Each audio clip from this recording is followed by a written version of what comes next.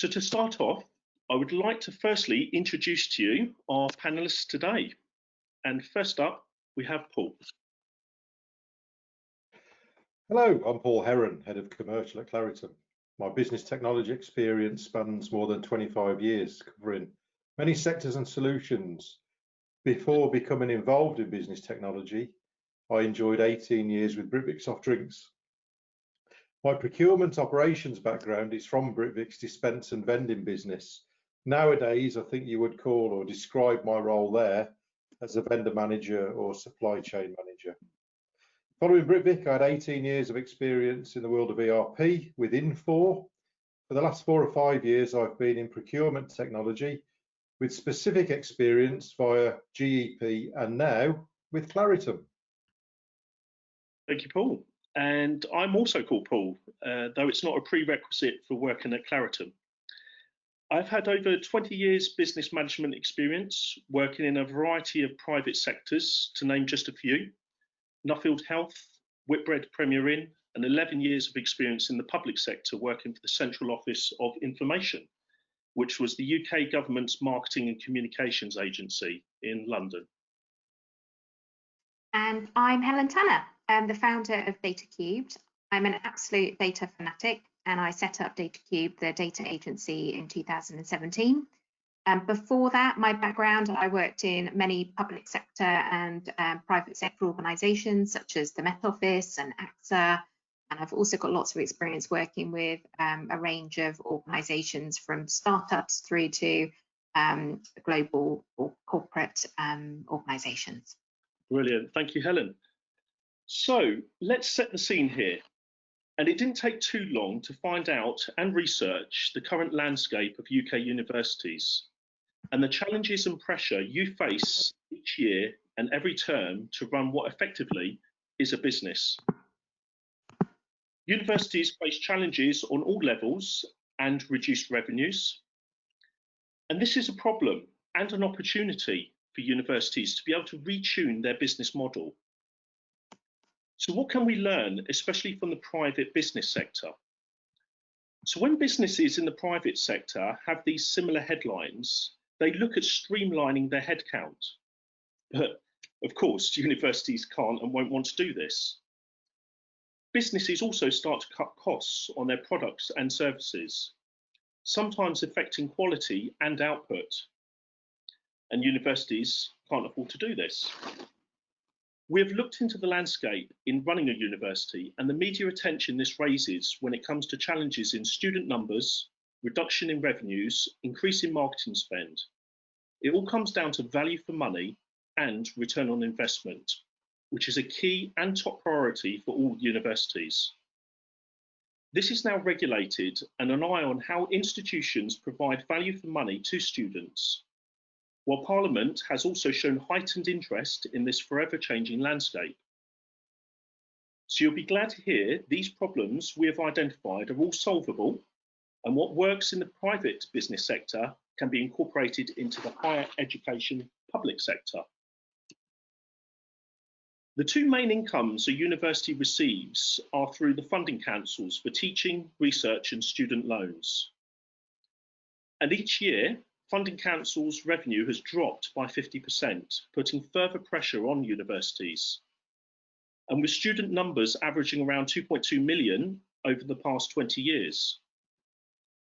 Fees have increased by 15%, and it's with this increase, it is driven primarily by higher fees from 2012, as well as replacing grants from 2016, with loans and the expansion of these going to part-time and postgraduate students. So in words of the Education Secretary, Gavin Williamson, universities need our help. We must maintain education's jewel in the crown, especially of recent times with outside factors such as coronavirus, which has caused huge disruption, potentially for years to come. So we can help you in many different ways, depending on your specific challenges and your approach to identifying the actioning savings projects. Our technology platforms and service offerings are not all one size fits all or cookie cutter solutions. Typically, business leaders and procurement professionals connect with us at Claritum when they don't have a technology solution, or there is a gap in features and functionalities of their existing platform. They may need to transform complex or immature spend processes, or need to leverage savings opportunities that are specific to their business or categories or suppliers. We can help quickly because we're an SME with a selection of focused partners with the agility and flexibility that comes with that. If you remember 3 things from this webinar about Claritum, it's these. Number 1, we deliver 2 commercially off-the-shelf cloud-based platforms, one for procurement teams to manage category and project-based procurement, and one that is an ecosystem for suppliers, buyers, and anyone who wants to trade online, typically using RFX processes in a public or private environment. Number 2, we have the skills and talent to provide the last mile functionality specific to client requirements using our UK-based development team. And number 3, we offer value-add services. So if you don't have the appetite or the time or the talent, then we can help with our own staff or partners. So we have a question today. How good is your current data, and are you using it to drive savings within your organisation? And to help answer this, we've put together a quick poll that can help answer this collectively. Now that the answers are revealed, so 20% poor, 8% good. So I think that that kind of works well. Our narration today in the webinar. This shows, you know, how you are, what you're viewing your the quality of your data and how you're using it, and it looks like there's a 20% opportunity there. So I think that's good. I think that plays into our comments that you'll hear about applying marginal gains or a marginal gains strategy. And just to explain, you know, first of all, data is the very best place to start. I think it was Sir Dave Brailsford who took this ethos and applied it to British cycling, transforming competition cycling to become the best in the world. And businesses and universities can do the same, looking at small percentages at a time. At Claritum, we recommend this ethos is applied as aggregation of marginal savings. Not only do we look to apply all the small percentage improvements across the business, we also focus on the percent savings we can aggregate as well as incremental improvements within your day-to-day business. So today, we want to talk about how businesses of all types can look at aggregating marginal gains, because it is these gains which can add up quite rapidly to something very significant. Take, for example, a process such as purchase orders. You have to create a requisition, then get managers and executives approvals, review the requirements, create a PO, and then review again and make any changes required. We often see a trend whereby clients have been spending around 65 minutes for just this process. Now, take into account an hourly rate of the people involved, and the cost of processing a PO soon starts to become relevant and costly. Now, multiply this time spent on one for over hundreds or thousands processed in a year. Marginal gains can be achieved by utilising data and processes here, and potentially allowing a PO to be processed down to the shortest possible time can be an exponential cost saving for any business or university. To help identify opportunities, it's your data within your organisation that we could start with. And to help highlight this, Helen from Data Cubed will now talk to us about this. Over to you, Helen. Hello, everyone. We're now going to focus on data, and specifically how data can help you to make the marginal gains Paul has just been talking about. Data is a powerful tool that can help you and your organisations to make smarter, quicker decisions, and ultimately help you to make or save more money. And in today's tough climate, saving money can only be a good thing for us all, right? Now, right from the off, I want to make it clear that we, Data Cubed, are sector and technology agnostic, in that we work across all sectors and with all types of technology. So what's constant and transferable is the ability to make or save money using data. And that's what I'd like to talk about now. Firstly, let's focus on the challenges that face most organizations when it comes to data.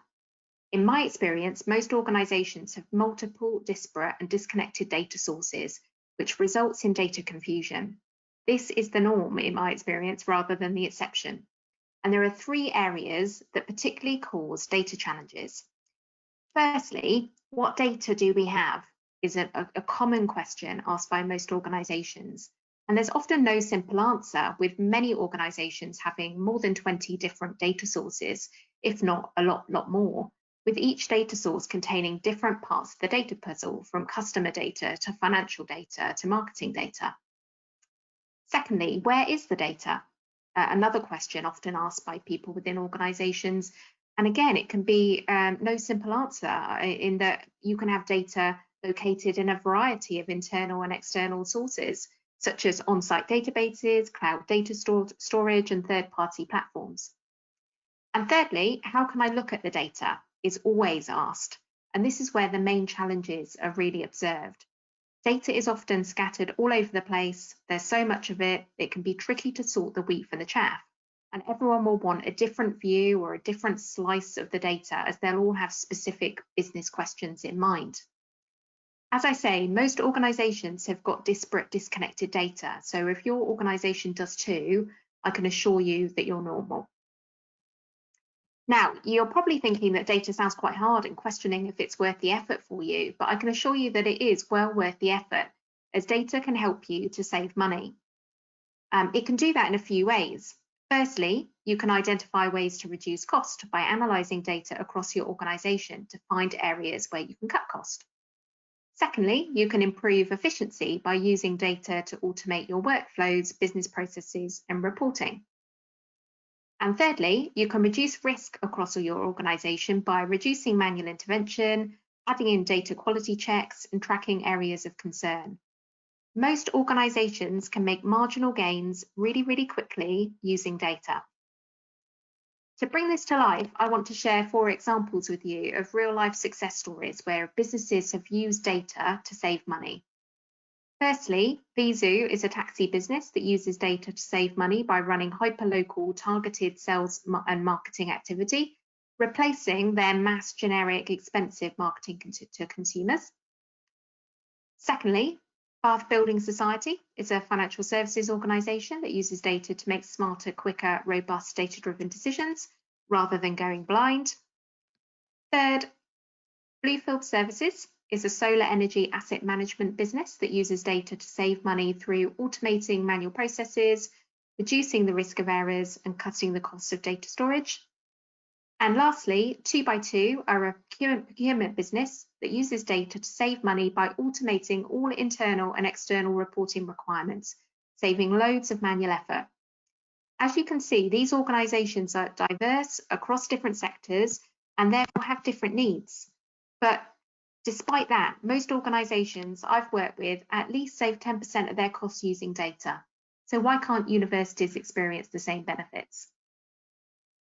So how do you get started? Well, I recommend a 5-step approach. Firstly, start with your business requirements and priorities.